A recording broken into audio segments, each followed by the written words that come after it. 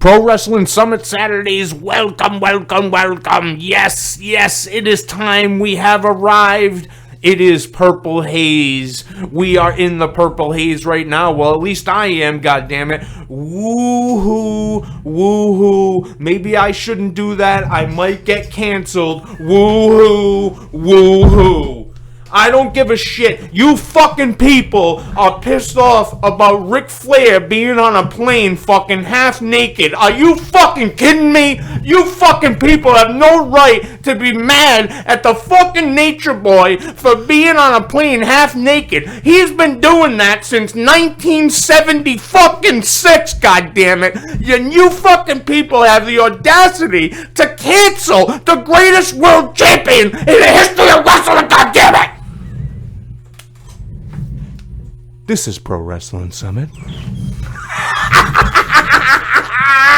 Yes, it is! It's Pro Wrestling Summit! It's Saturday! It's fucking crazy! It's crazy! We're going crazy in here! There is so much fucking shit to talk about. Thank you for joining us. I am Tatum, and I am joined by my cohort who's been sitting here laughing in the chair for the past fucking 3 minutes as I'm going crazy. It's knowledge again. I told you I was going to be here. I got to be here. I got to be here. Oh, Ric Flair. I mean, what a way to start the wrestling podcast. The idea that Ric Flair is going to have one final match. Oh, my God. With his son-in-law. Tag him with his son-in-law. You know what? His son-in-law is one of the greatest professional wrestlers in the business right now. Absolutely. I do not disagree with you. Andrade is a gangster, except for the fact that Andrade just, can't hack it in WWE, and then he can't hack it in AEW. And can't hack it? I don't think it's a can't hack it. I think that people don't know how to book him. Well, that's the issue, right? Yeah. If you can't be booked by the people who are supposed to be booking you, then it's kind of challenging, I'm sure, for the guy because he doesn't fucking really speak good English. So speaks enough English to bag Charlotte Flair. So. Oh yeah, that's really hard. That's really hard. That's about as hard as Brad Maddox in the Page tape, okay? It's about as hard as Charlotte's implants.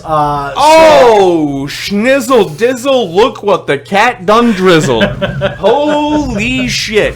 Well, Charlotte Flair is a piece of shit. And nobody likes her. No, I don't think she's a piece of shit. Honestly, she's a really good wrestler.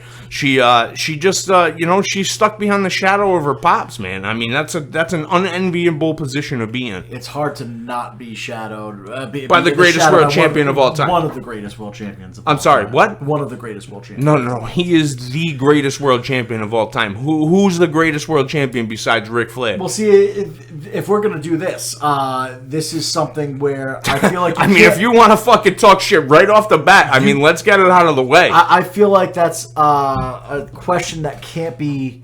And it's impossible to answer. Oh, see, no, I'm going to come, but there are different eras of wrestling where the greatest champion exists. No.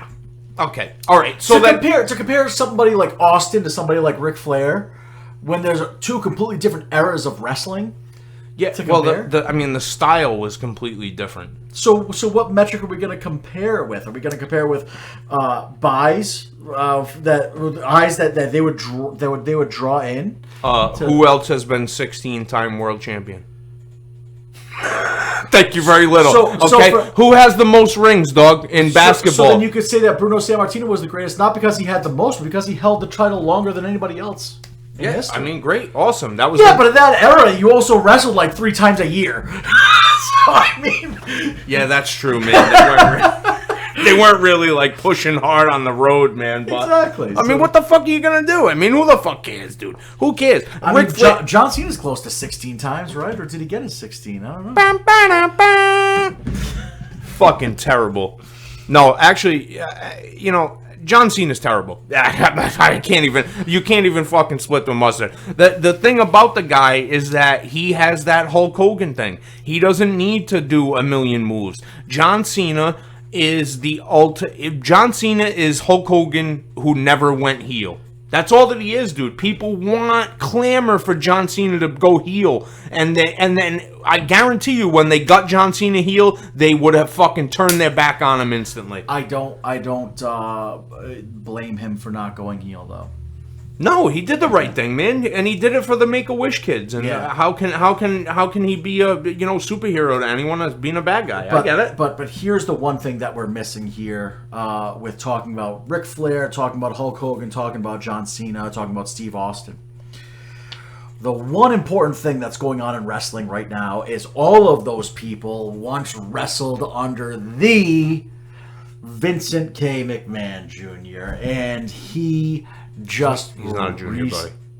Yeah, Vincent K. McMahon Jr. He's absolutely a whatever. He's not a junior. That's right. His father had a different middle name. Yeah, all right. So Vincent K. Right. Sorry. No, that's fine. That's fine. I fucked up. I've already thrown. That's twice today. Yeah, that's twice. Right. He almost ruined this whole fucking podcast. Did. And I may have started. But point is, Vince is gone. It's unbelievable. As of this week. It's unbelievable. I honestly didn't think that I would see it this soon. I thought he would die as the CEO of WWE. I mean, he's still a majority shareholder in the company. I mean, but he's just not the boss. To relinquish creative control, to relinquish his spot as the CEO, giving it to partially his daughter, partially Nick Khan, relinquishing creative to Triple H. I mean, sorry, Paul Levesque. You know, 3 people in his inner circle that he released the company to. Well, I understand that, but there's still going to be there will be changes instituted 110%, and it's not going to come out immediately. Nope. That's what people. I feel like that's what everyone wants it now. But that's what hardcore fans want. You know, hardcore fans want to see WWE become NXT Black and Gold. You know, they want Tommaso Ciampa as the champion tomorrow. Yeah, that doesn't make a lot of sense. But I feel like this is something that opens up so many possibilities between different organizations all around the world. Oh, 100%. I think that Triple H is open to work. Obviously, he's shown that he's open to working with different organizations, with Evolve, WXW, which was Valters. I mean, I do like the Gunther name, and I'm going to talk about that in a second. But I think that he's shown that he is pretty astute with the indie wrestling. Like, he knows who's who, and he has people around him who are smart enough to know what's what. Yep. And they just did an interview with Kevin Nash, and Kevin Nash said, I went to the Performance Center, and I watched, like, the student showcase, and I was watching these guys work, and I was telling them to slow down, and he's like, HBK pulled me into the office, and I was like, no, dude, you can't.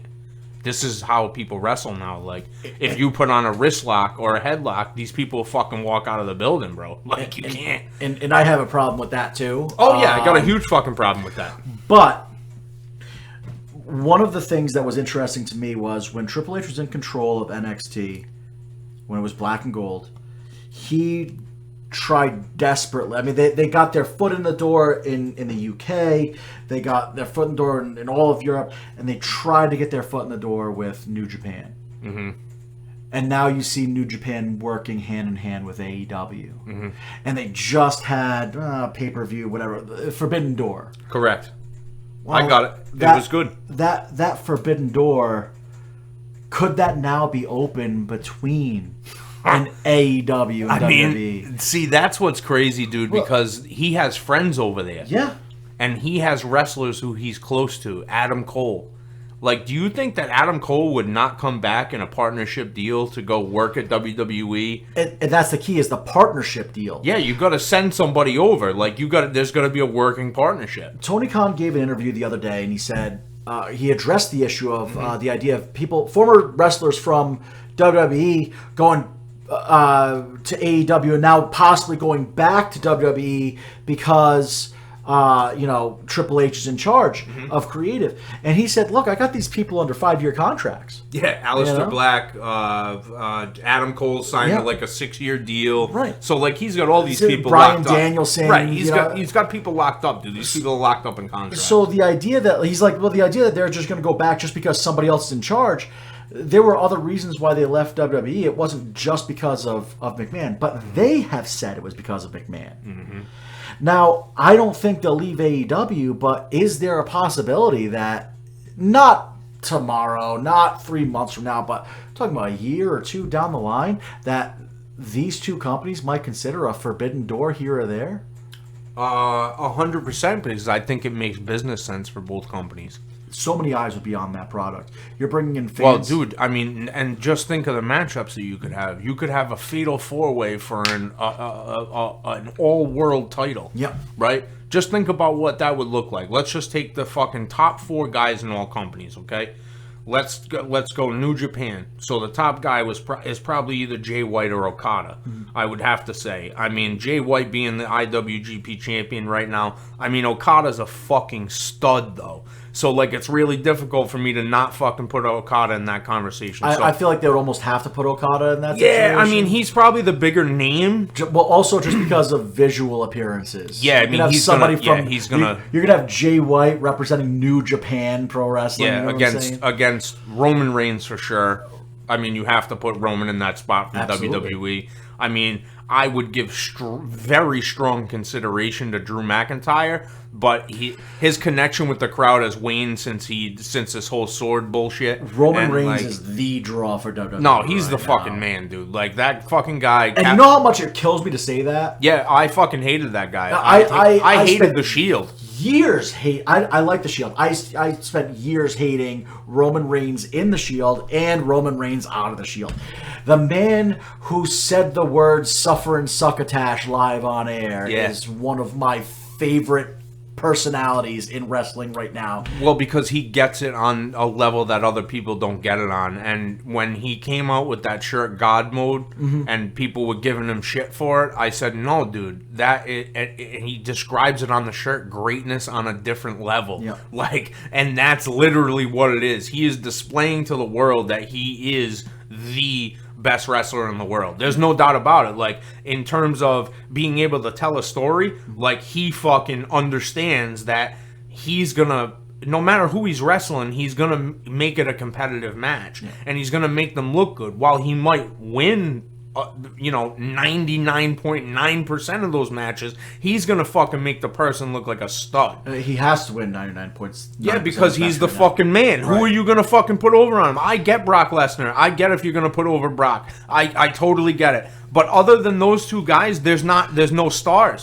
So we have Okada in New Japan. Yep. We have Roman Reigns for WWE. Top guy for AEW. Ooh. I mean, at this juncture, I'd have to say Wardlow. He's the guy with the most steam, moving forward. I mean, you can't... That's interesting. I would say Hook, but Hook is 5'8" and fucking 170 pounds. Which is surprising because, Moxley's currently holding their interim championship and Punk is off on injury. But yeah, I mean, you look at somebody... Even Miro, dude. It's the biggest problem for me. It's the biggest problem for me with AEW is that so many of their top guys are just former WWE guys, and that's what they're known for. Right. When in actuality, if Cody never came back to WWE, like you would have to put him as the top guy in AEW. 100%. Yeah, I mean. And what's funny is that he painted himself into a corner and was like, "I'm never winning the world championship again." That's it. Well, it's the same never thing. Challenge for a title. It's the same thing with Kenny Omega. I feel like Kenny Omega can't come out and just win the championship when he gets back from injury. Yeah, and I mean, Kenny Omega's a top guy, but I wouldn't put him in that. He's not in that match with fucking Roman and Okada. Right. No fucking way, dude. he would. And people are going to get mad at that. People I don't are gonna give get a mad at that fuck, idea. dude. They can get mad about it all they want. And the fact of the matter is, you can't fucking a believable wrestling match needs to tell a believable fucking story. And I would say that Kenny Omega would have been the guy for New Japan like 3 or 4 years ago. Oh, as the cleaner, Right.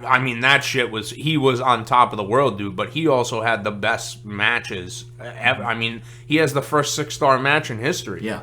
You know, with fucking Okada. I mean, that's fucking crazy. I mean, that's crazy. And we're going to be naming our first 7-star match. Yeah. No, it's 7-star FTR, baby. Don't fuck around, man. They already know what's up, dude. That's the best. And I mean, if, so I would say that. I would have to say Wardlow would be in that spot only because he has the most steam right now. Like, you can't have that guy get beat. So we have New Japan, we have WWE, we have AEW. Yep. But you can also open it up to the UK scene.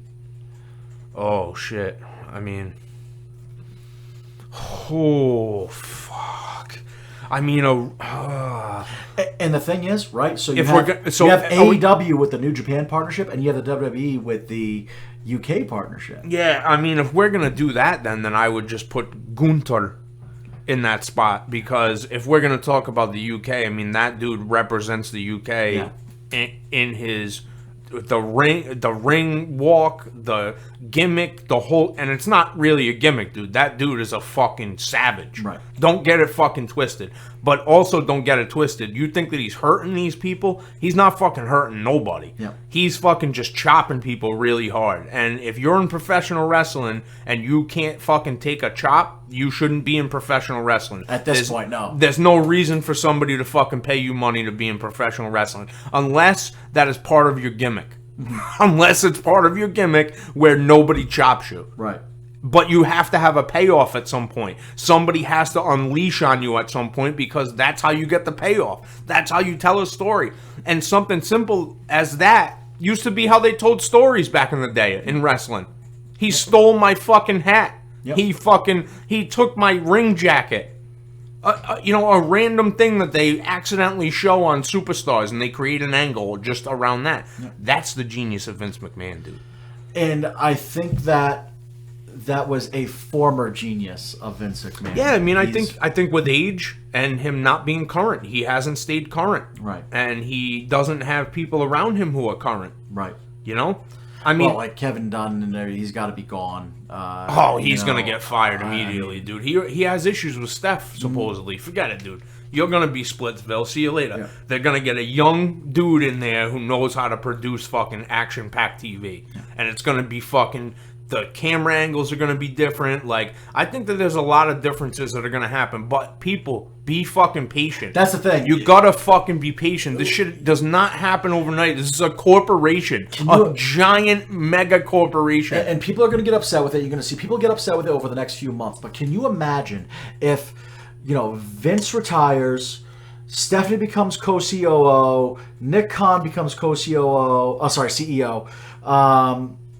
and Triple H takes over creative, and then all storylines they had building up just get completely squashed, and everything is turned on its head.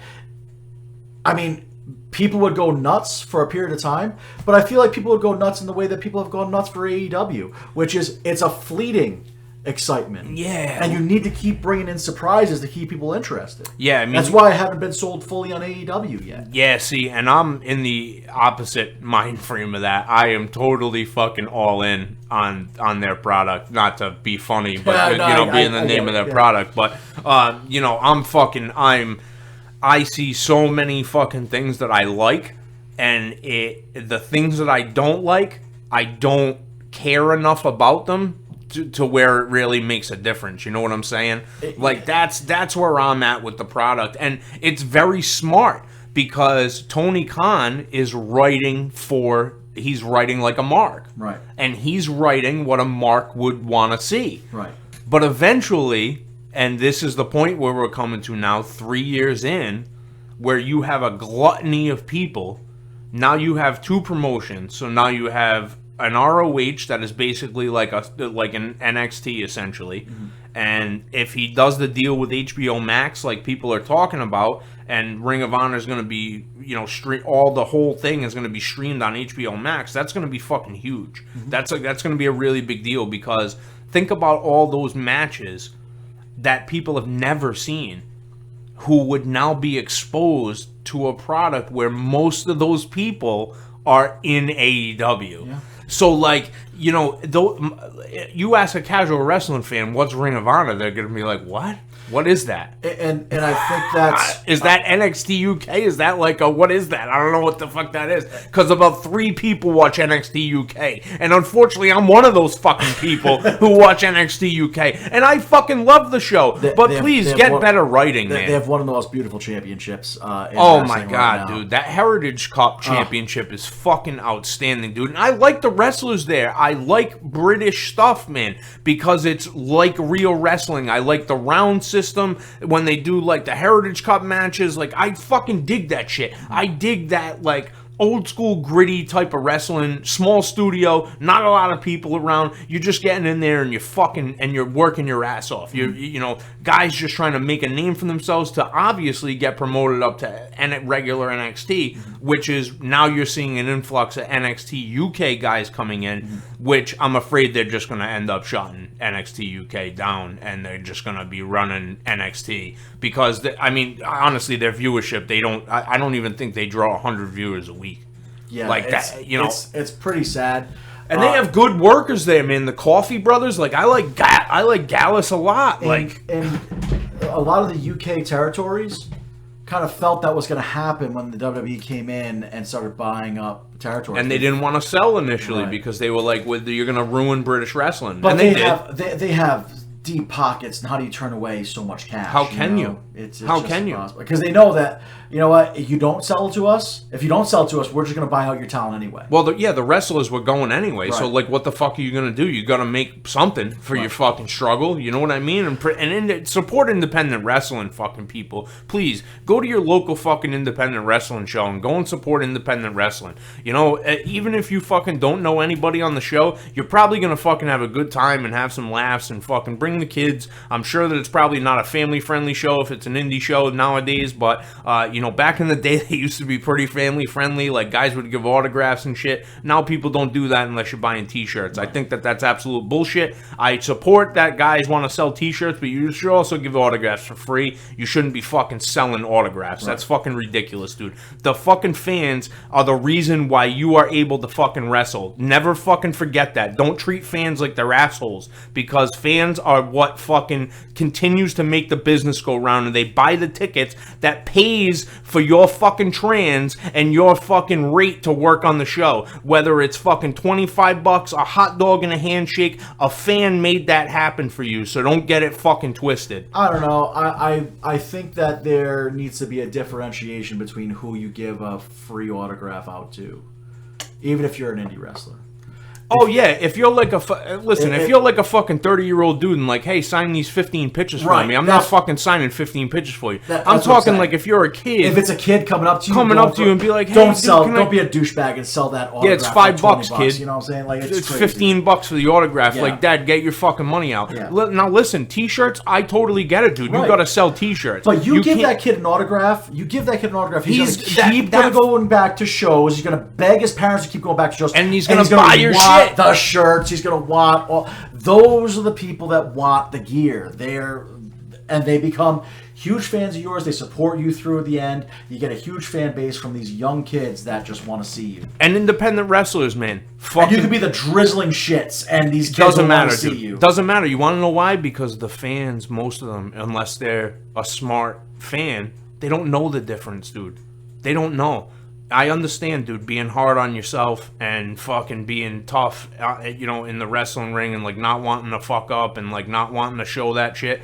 But a lot of the fans would have no fucking idea, especially the kids who are watching, man, because those are the kids who are the next crop of kids coming up. Mm-hmm. Those are the next kids, man. Make them fall in love with the business, because if you don't, there's gonna be no wrestling eventually, because it's a tough business. And I don't agree with WWE only giving contracts to guys who fucking have an athletic background in collegiate athletics and signing LILs and shit. Like, but again, I think that's going to change. yeah, I think it has to, dude, because it shows on the product. You watch NXT and it's like, oh my god, dude, like, and this is an edited show. Like, how the fuck do you put that on television? Right.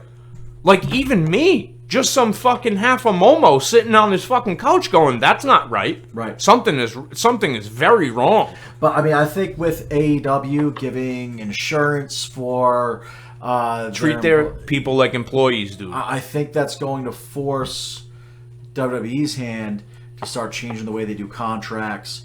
And again, with Vince gone, I really feel this opens the door to not creating the same territories that once existed. Yeah. But more of a territory atmosphere, but a worldwide territory atmosphere. So you think that they're going to open up NXT Japan like they said they were going to do? No, I don't think they're going to open up. Oh, so you think that they're just going to do it stateside? No. I think that they'll now allow New Japan to get more eyes on it and bring them in to like Forbidden Door pay-per-views where all of these companies can become involved. And you showcase your biggest stars from all of these companies. AEW seems to be doing better right now in more southern areas where WCW because it's more tag team wrestling. That's why. And WWE has a worldwide product, but I feel like they do better in the northern areas, which is why, you know, it looks like... And the West Coast, they do fucking huge. Yeah, West Coast and in the North. That's why, like, I feel like Philly just got the new... they just got the bid for WrestleMania. I think they're going to be doing WrestleMania. Oh, no shit. Yeah, that just came out within the last few days. Outdoor stadium? Well, I'm not. I forget which stadium it is, but I think they have a dome now, don't they? Philly, huh? Holy shit, man! That would be fucking crazy. Those fans are crazy in Philly. Somebody's definitely jumping the guardrail. Fans, don't jump the guardrail. If you do that, you are asking for fucking trouble. Let me just tell you, you are in the performers world at that point. And if you want to be part of the show that bad, you should go sign up for a wrestling class. And go take yourself a wrestling class somewhere and figure it out. Don't jump over the guardrail and think that you're going to try to poke fun or do something to one of these wrestlers because they're going to kick your fucking head in.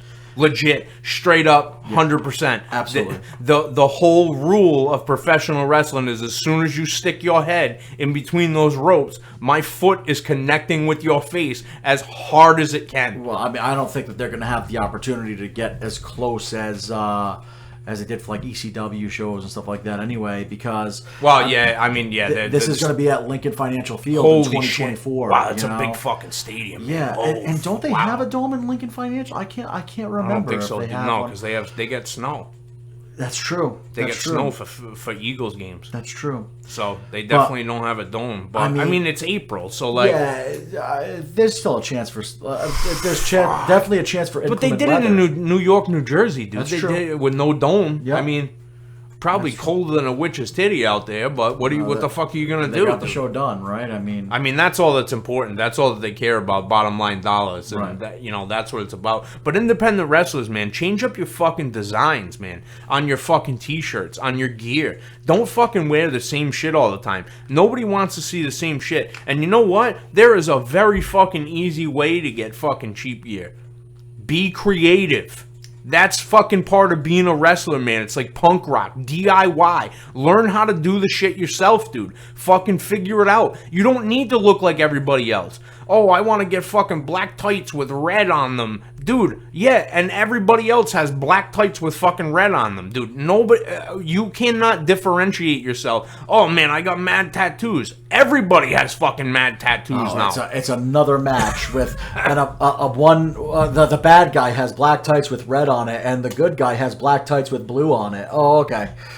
Listen, right. I get it, man. I get it. You're trying to do, like, the heel face thing. I totally get it. You're trying to be old school about it. But people are not fucking dumb, and you need to stand out. There's a girl on AEW, man, who I love. And people don't understand why I like her, man. This girl, Shalance. Dude, you gotta see this girl. She does the singing thing.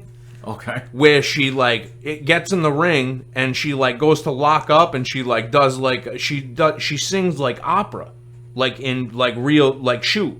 It's a shoot. She sings like fucking opera and she goes ooh like she's locking up with the person, dude. And I fucking die every time she does it. But she stands out. It's like different. I know her name because of that. Yeah. You know what I'm saying? Like I would not probably fucking pay, you know what I mean? If she was just another wrestler, like I'd be like, oh, it's another fucking job match on Elevation. Like this is cool. Like okay, let's see the fucking main wrestler beat the shit out of this fucking enhancement talent. Like that's awesome. I mean, the thing is too. I mean, especially if you don't. All right, if you're an independent wrestler, you know if you have the talent or not. If you're being honest with yourself. You know if you have the in-ring talent or not to just make it on talent alone. And if you can't make it on talent alone, you got to make yourself stand out. You got to make yourself stand out. Listen, even if you can make it on talent alone, I've seen guys who have every ability in the world. They have everything. 5-tool player essentially in terms of professional wrestling. But these guys could not fucking put it together to save their life. They had all the tools, just couldn't fucking they couldn't figure it out. They just couldn't put it together. I've seen that happen to so many fucking guys on the independent and in like WWE. They push a guy too quick and he fucking gets exposed fast.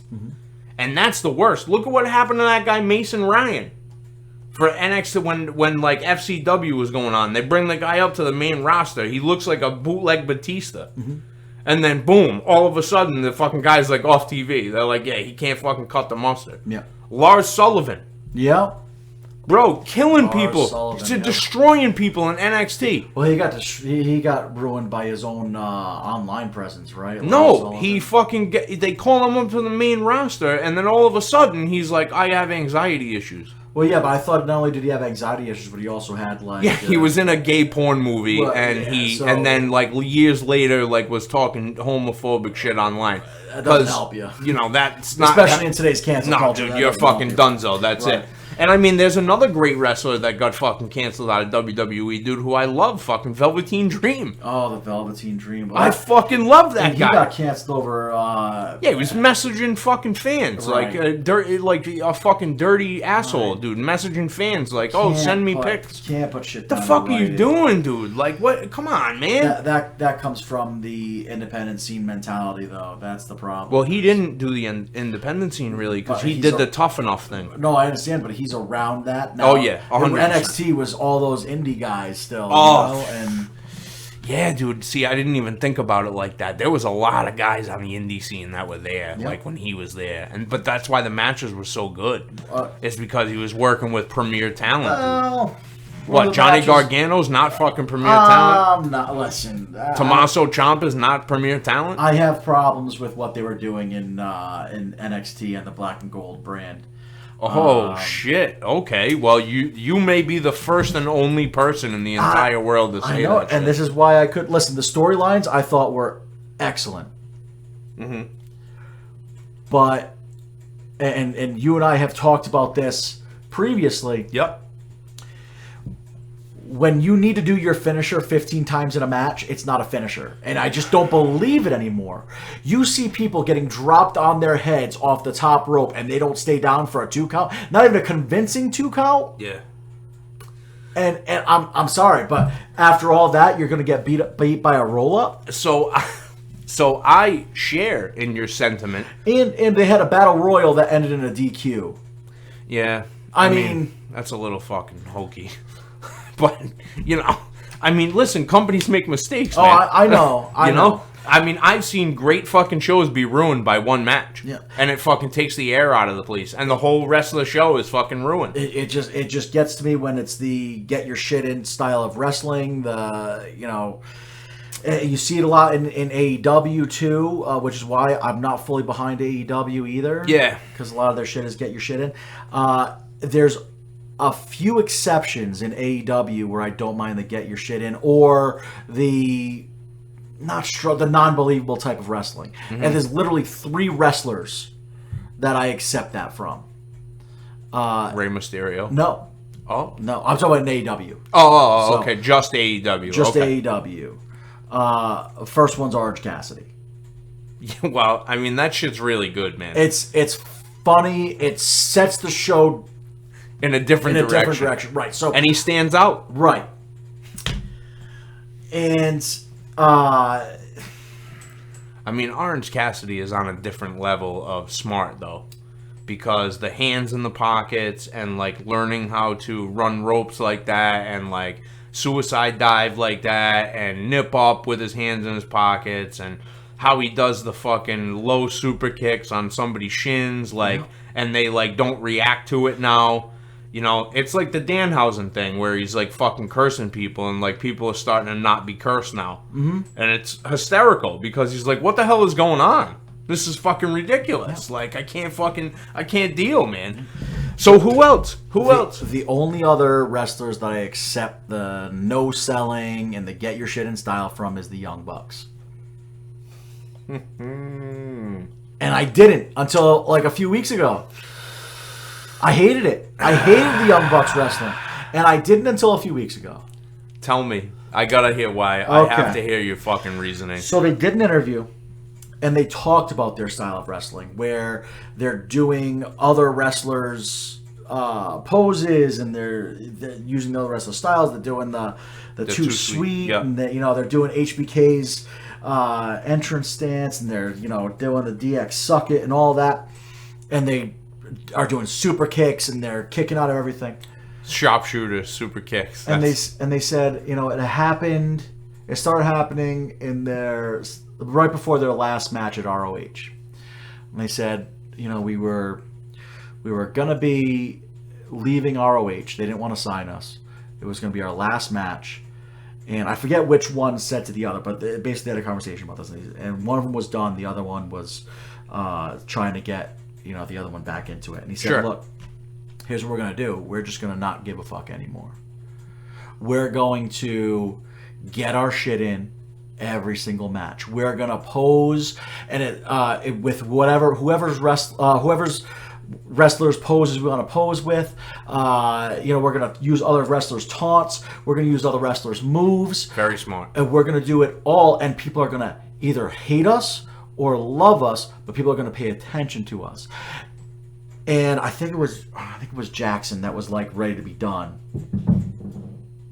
Nick or Matt? Matt Jackson. I think it was Matt Jackson is ready to be done. And Nick said, let's just give this a shot. Just do it our way. And we'll go all over the country, on the indie scene, everything. We'll just do it our way, and we'll see if it works and if it catches on. And I believe it was Matt that said, okay, but if this doesn't work, doing it our way, then I'm done. And they did it, and they put all their shit out there every single match, and they pissed people off saying that it was kitschy to be, doing everybody else's shit. And it worked for them. Mm-hmm. And so that's the only reason why I accept it, because it's like, all right, that is your gimmick, to do everybody else's gimmick. Right, and it's not... They have reasoning for it. They're not doing it just because it's the popular thing to do. Right. And that's what no, but they're doing it because it is the popular thing. That's what got eyes on them. And that's what worked for them. When nothing else worked, that's what they decided to do, and it worked for them, and it made them a household name. Well, they got in a Hot Topic, and that was it, bro. Right. That was it. Independent wrestlers and Hot Topic with T-shirts, dude, fucking forget it. And so even though I don't like that style of wrestling, I respect that they have a good reason to do it. I'm not a big fan of like copycats in wrestling. You know what I mean? I think that people should kind of stand on their own 2 feet. Like, obviously, you're going to be influenced by people. You know what I mean? And that's going to show through in either in your ring work or your entrance or your promo. Like, you're going to see telltale signs of who influenced you based upon what you do, because you want to be as close to that person as possible. Yeah. But I think that's the real problem, is that everyone wants to be the tough guy. Everyone's afraid to show their ass. Mm-hmm. Like, and that's the whole point of wrestling, dude. Wrestling is it's not fucking real. It's a joke. Mm-hmm. It's not, listen, it's athletic as a motherfucker. It is that. Is it a sport? It's athletic. It's not a real sport because it's not real competition. You are playing a fucking character. Even though that character may be close to who you are as a person, you still have to remember that this is not you in real life. Like, you are playing a character and you're working for somebody. Mm-hmm. So your job is to go out there and to entertain fans. No matter how you're able to do that, you just got to find a way to do that. Mm-hmm. And if you can get somebody to hate you, like really hate you, you have succeeded beyond what you even can understand. I feel like that's so much easier, though. To be hated 100%, than to be loved. 100%. You can see the thing. It's like being a good heel. I respect good heels more than I respect. Sorry, I respect good faces more than I respect good heels. I think that the lines are so blurred now, though, that it's like, what is a heel and what is a face? So we talked about him earlier, but John Cena. John Cena is the ultimate face. Oh yeah, white meat baby face. Yeah, and he played that role, and even when people hated him, it was more the internet wrestling community that hated him because they wanted to see him turn heel, and he was put over. He was a top face in the company and all this.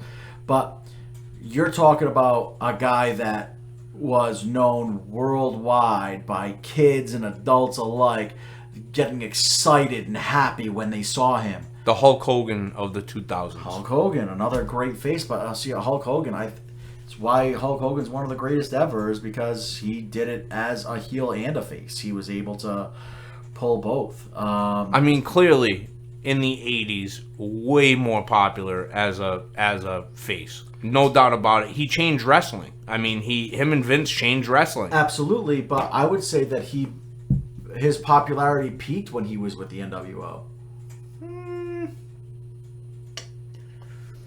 If we're just going in like sheer, well, I mean, he changed the wrestling business though. Mm-hmm. So it's tough. It's tough to say like what was more impactful, when it first started or when he revolutionized it again. And this is why he's the greatest. This is why going back to the very beginning of the podcast. Yeah. That's why I have a hard time saying that Ric Flair is the greatest, or anyone is the greatest. There are eras of greatest wrestlers, and that's why I brought up Bruno Sammartino. Bruno Sammartino, could you consider him the greatest wrestler of all time? Yeah, I mean the late '60s, early '70s. You know, but I mean his matches weren't great.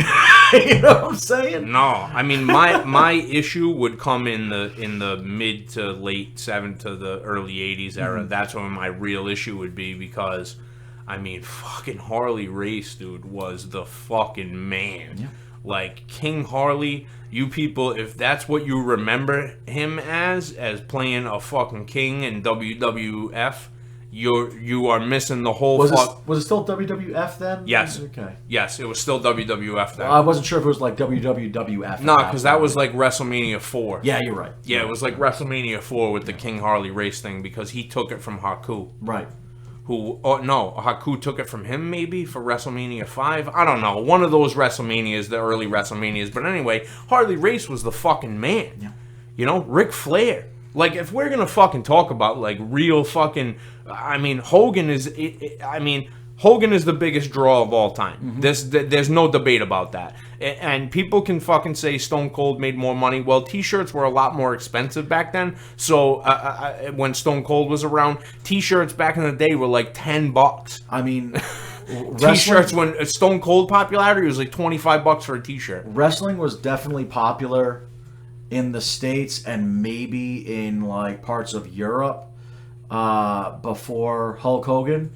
But we're talking about Hulk Hogan made wrestling a worldwide phenomenon. Everybody should literally be kissing his yellow boots and thanking him for giving them the opportunity to make money, regardless of who he is as a person. Doesn't matter, dude. Yeah. It doesn't matter who he is as a person. That's how I feel about how I feel about Vince too. Vince is getting a lot of hate because of all the allegations against him and everything, and I get that. Like, you can hate the person while still respecting the man who. Dude, he's a business genius. And I'm sorry, but if you're really like shocked that a man that made Trish Stratus strip down to her bra and panties in the middle of the ring, dumped like sewage on her, Cow manure. made her bark like a dog, had her in a storyline where she made out with him in front of his drugged up wife, had Stacy Keibler strip in front of her. Like, if you're really shocked that that guy did some dastardly things as a CEO, I'm sorry, but,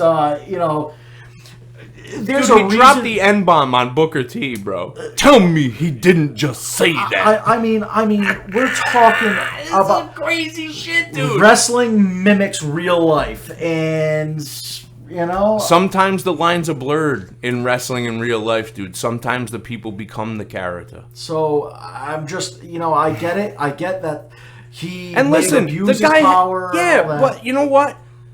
I can give you a list of examples of people throughout the history of time who have done things worse in a position of power. Yeah. That's what people in positions of power do. They have the power to do that, and they want to test that power every time they have it. But Vince is... He's a genius. He's a genius when it comes to wrestling. He should be in the Hall of Fame for WWE like next year. I think that'd be stupid, even with all these allegations. How do you not have Vince McMahon in the WWE Hall of Fame? I don't think it's right that he fucking paid these women, but I'm sure that it was an arrangement. Like, also should not have slept with them when he's married to Linda. Like, I mean, I understand that they had an open relationship or whatever for the past, 25 years, but still. I mean, it's a little fucking suspect, especially when allegations are coming out that he's sending, dick pics to people. The guy's, 68 years old. He's sending dick pics to people? He's 77 now, right? 78? Yeah. But, this was back in the day. I guess he was sending them to Ashley Massaro. I think he was still in his 60s at that point. Yeah, he was in his 60s, dude. God. Sending dick pics to a fucking 23-year-old girl.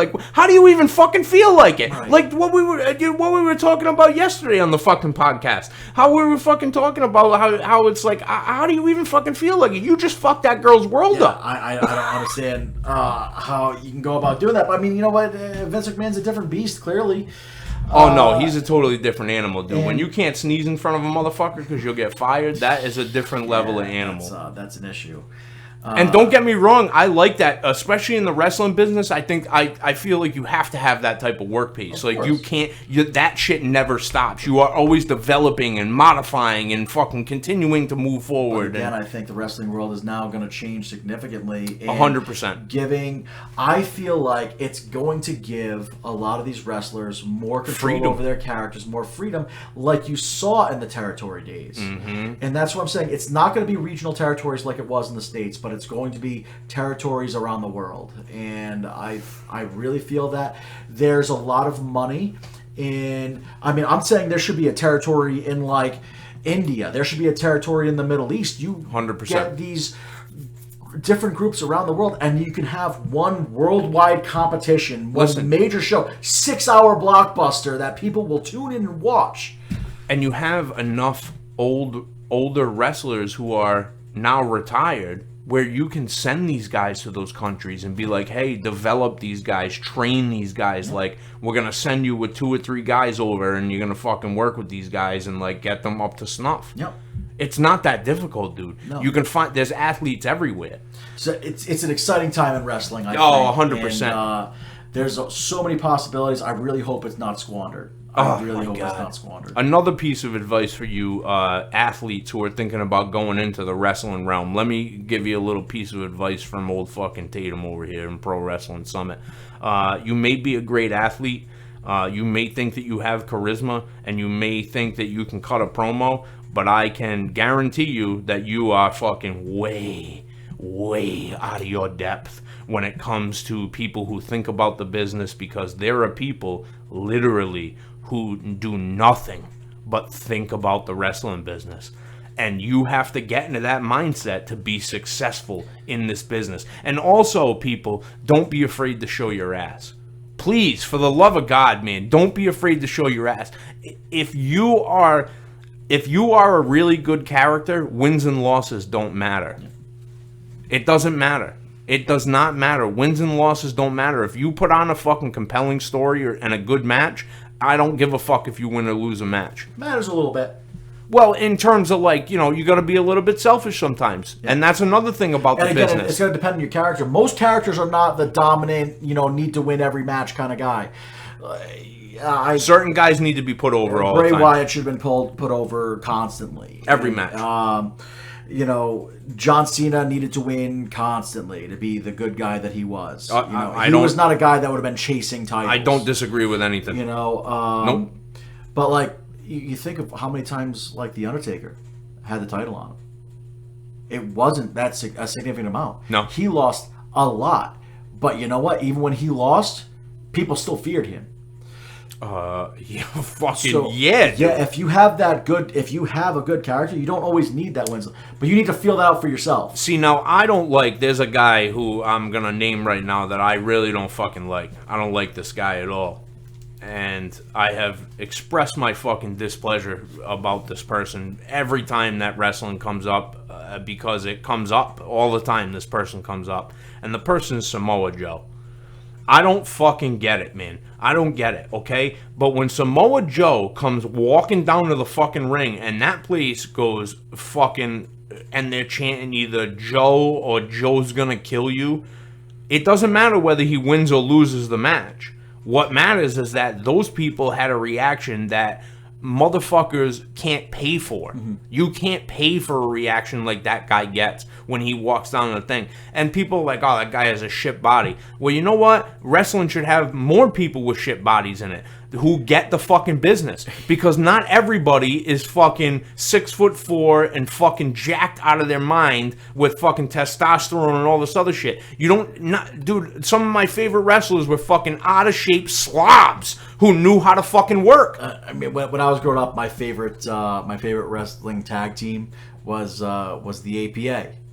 How can you not like the APA? And they won very infrequently. Super infrequent. But they went down to that ring, and they were going to kick the shit out of people.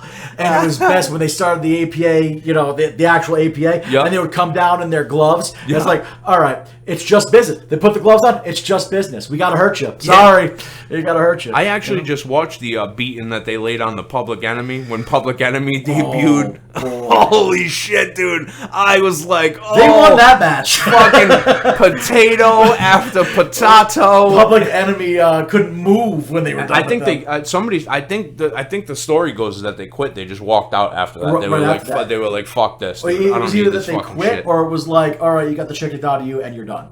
But dude, like, I don't understand like all the hate going towards JBL, dude. Like, I don't fucking get that from people, and the reason why I don't get that is because, dude, like, hazing is part of the business. Like, if you are in the wrestling business, like, you're gonna get your balls busted. Like, people have time on their hands; they're gonna fucking bust your balls. So here's the thing: even if you want to say it's not part of the business anymore, it was.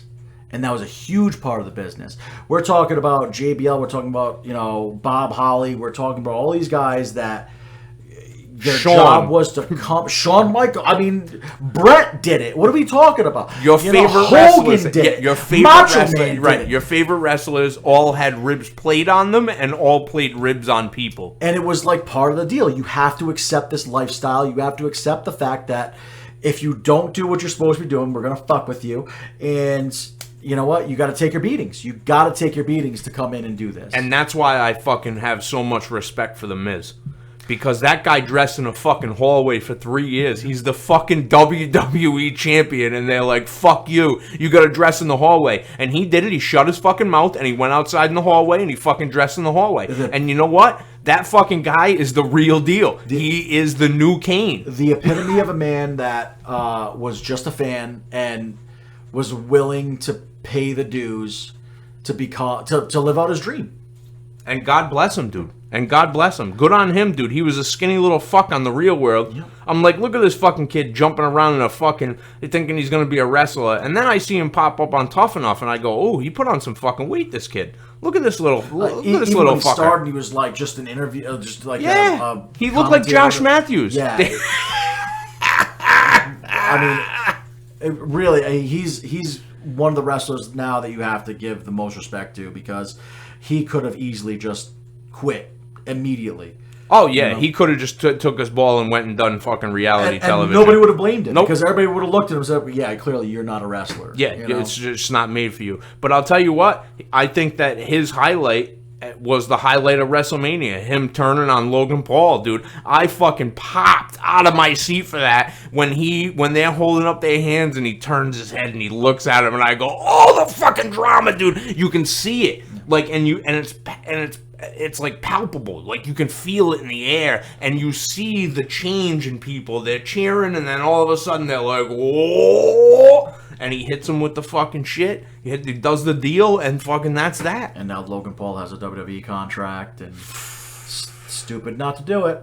What, dude? He's a social media icon. Yeah. Why wouldn't you do it? Lock that kid up. Especially in the days when TV numbers are dropping significantly. You need to be on a social platform. You got a guy that is one of the biggest social media influencers out there, if not the biggest, and you're going to have him wrestling on your show with The Miz, who's also a huge just social media influence. And now they're wrestling each other at SummerSlam today. Yep. They're wrestling today. Fuck, SummerSlam's today, That's dude. crazy. It's Saturday. Holy shit, dude. Doesn't that throw you off? Yeah, I'm so used to Sunday pay-per-views, yeah, man. I'm so used to Sunday pay-per-views and like the Saturday shit. I'm used to NXT being on Saturdays. Since SummerSlam's happening today, the biggest match in SummerSlam is obviously going to be Roman Reigns versus Brock. Yep. There was that issue where Brock possibly walked out of SmackDown and everything, was upset with Vince.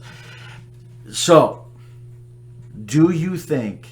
I feel like if Vince was still around, Theory would be cashing in his Money in the Bank tonight. We're talking about last man standing match with Brock and Reigns. Ooh, it's spicy. The way they've been booking Theory now, he's been losing a lot. Do you think that they book Theory to cash in tonight at SummerSlam? No, I think that what they do is they book Theory to beat Bobby Lashley, and he takes back the U.S. title. And there's an angle with the Money in the Bank briefcase. So one of the first times that it's going to be cashed in, not for no, he's not. No, he's wrestling him in a match for the U.S. title. Oh, I was saying, do you think he's going to cash in? Hold on a second, okay. I'm getting to that. All right. So I think what's going to happen is he's going to cash. He's not going to cash in at SummerSlam. There's going to be an angle with him and Roman where he actually helps Roman out because he needs the guidance of a wise man. Got it. And I think what happens is Brock eventually beats Roman for the title, and then either Roman just straight up takes the briefcase from Theory, and Theory goes face and becomes the biggest fucking face in the world because he's good looking, young, he's got the body, the moves, like he's fucking got it in he's got it in spades for sure. And I think something with him and Roman would be really interesting because body size wise they're not that far apart.